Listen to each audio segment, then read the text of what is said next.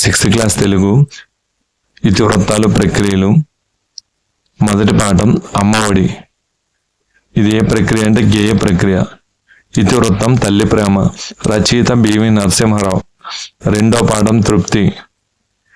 ఇతివృత్తం మానవ విలువలు. ఏ ప్రక్రియ అంటే కథానిక. రచయిత సత్యం శంకరమంచి. మూడో పాఠం మా కొద్ది తలతరతనం. ఇది ఏ ప్రక్రియ అంటే గేయ ప్రక్రియ. ఇతివృత్తం దేశభక్తి. రచయిత గరిమెల సత్యనారాయణ. నాలుగో పాఠం సమయస్ఫూర్తి. ప్రక్రియ కథ. ఇతివృత్తం సమయస్ఫూర్తి.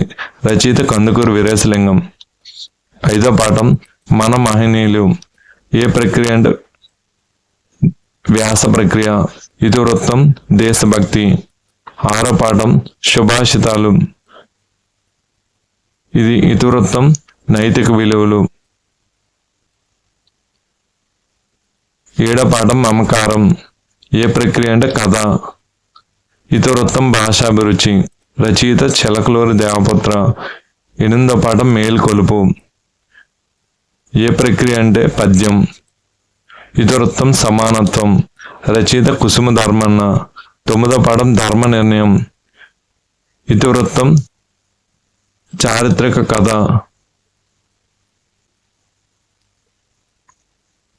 పదో పాఠం త్రిజోట స్వప్నం. ఏ ప్రక్రియ అంటే పద్యం.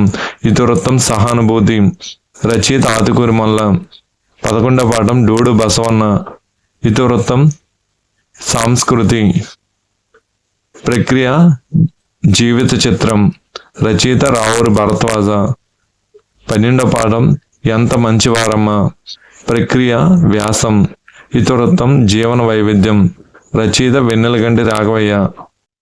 సో మీకు వీడియో నచ్చితే లైక్ చేయండి, షేర్ చేయండి, కామెంట్ చేయండి, సబ్స్క్రైబ్ చేయండి. Thank you friends.